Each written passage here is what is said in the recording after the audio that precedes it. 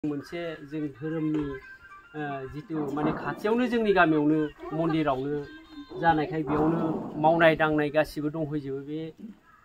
बे समाव जे सोर दुस्टआ बिदि खालामफैखो दा बेखौनो दुखु नांदों आरो जाहाथे मा नुनानै बेफोरबायदि लांखो। दा थाखा फैसा बुरजा दंबाथ' बिसोरो मोनलाङोमोन, अब्लाबो भागिनानाव मोसौ फाननायनि एडभान्स लानाय फैसा दंमोननो गासै बेसेबांसो होनदोंमोन, 17,500 थाखा माने लांदों। ओमफ्राय गहिनाफोरबो लांदों होनदों, मोनलाङासै। बेजों हाबबाय, हाबनानै आरो बिथोराव माने उत्पात खालामहैनाय जादों आरो बेयावथ' जेनेबा जोंना दाख्लैनिफ्रायनो 6 तारिखनिफ्रायनो जोंना गामि हिसाबाव जोंनि गामियावनो जानायलाय जोङो बे खामानि मावनांगौखौ जों मावगासिनो। धर्मनि जोंना सारिदुवार आनसलिक प्राइमारिया जोंनियावनो खुंफैनाय हिसाबै जोङो बेयाव माने जिहेथु जोङो खामानि मावगासिनो, बे खामानिनि खाबुआव लानानै माने दिनै जोंनि न'खराव मोनाबिलिनि मैयानि नैमित्तिक जयग'आव माने खाबु लानानै दुथां मानसिफ्रा माने सिखाव मानसिफ्रा जोंनि फैसा माने खोरखि देखावनानै हाबदों। बेयाव माने जोंहा नंगौ जों बहुद माने फैसा बायदिसिना लांजादों। दा बेखौ जों फोरमायनो नागिरदों आरो जाहाथे ओरैनोथ' फैसा दंमोन। आङो माने जोङो धर्म हिसाबैनि नामैबो जोङो माने बाक्सुआव जों फैसा दोनोमोन, बेखौबो लानानै थांबाय। आरो बाक्सुखौ एरखावनानै बिनि फैसाखौबो माखासे बेयावबो दङमोन, 15,000 फैसा दंमोन। आरो बे बाक्सुआवबो खमबाबो 8,000सो फैसा दंमोन मथा मथि।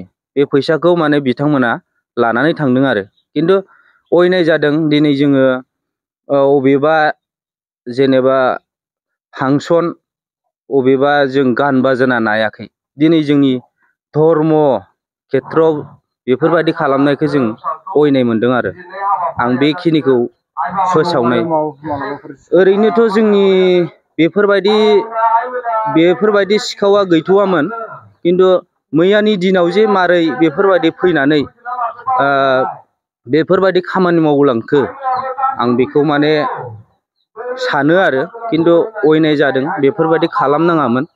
जोङो दिनै धर्मनि नामाव खामानि बा जोङो जयग'आव थानानै दिनै न'खर फारसेथिं बेफोरबायदि अयनाय खामानि मावनायखौ आङो असित मोनदों आरो।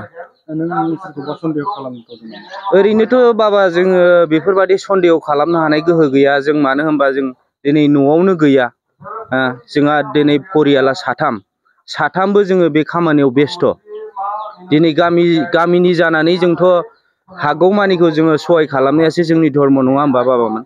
आं बेखौ सानो आरो खिन्थु बेफोरबायदि खालामलांनाया, नाथाय जों बिसोरखौ सोंखारिया, सावहोआ, खिन्थु बे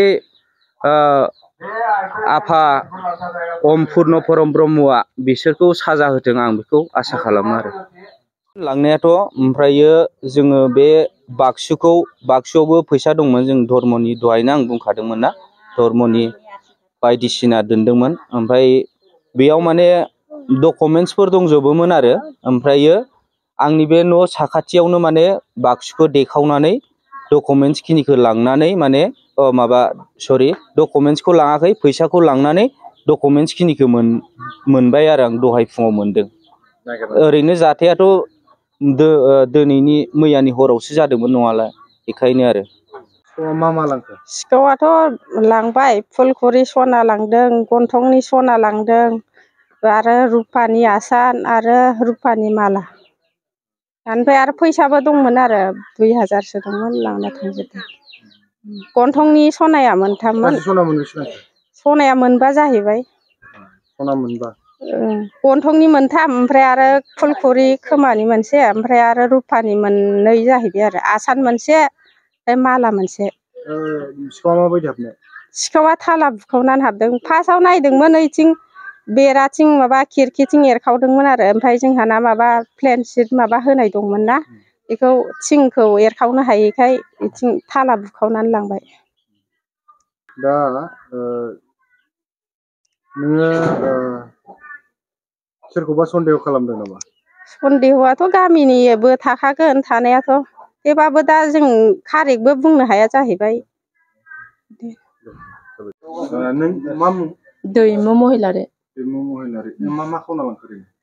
जोंहानिफ्राय जेबो लांनाय जायासै माबा फैसा 17,500 बेखौ मोनलांबाय ओमफ्राय आंनि बेगाव 70 थाखा दंमोन आरोना बे बेगखौ इयाव गारना गालांदों लामायाव बिदि गालांदों आरो हौवाया जोंहाथ' साख्रि गैखाया साख्रिबो गैखाया जेबो गैखाया जों हाजिरा मावनानै जायो ग्रेभेल थिखोनानै जायो आंनि हौवाया ट्रेक्टराव मावनानै जायो ओमफ्राय दा बेखौनो जि एसे मोननाय आरो मोसौ फाननायाव एडभान्स होलांजोबो 10,500 बेखौबो होलांनाय जादों आरो लांफानाय जादों आरो बेखौबो सना रुफाखौथ' मोनलाङासै बेनिफ्राय जेबो मोनलांनाय जायाखै खालि फैसाल' मोनलांनाय जाबाय आरो जाहानिफ्राय सन्देहआवथ' बिदिनो खाथि खालानिबो सन्देहआव सानदों आरो आं ना नङाबा बोरैथो मिथिगोन ना थाखानायफोरखौलाय आरो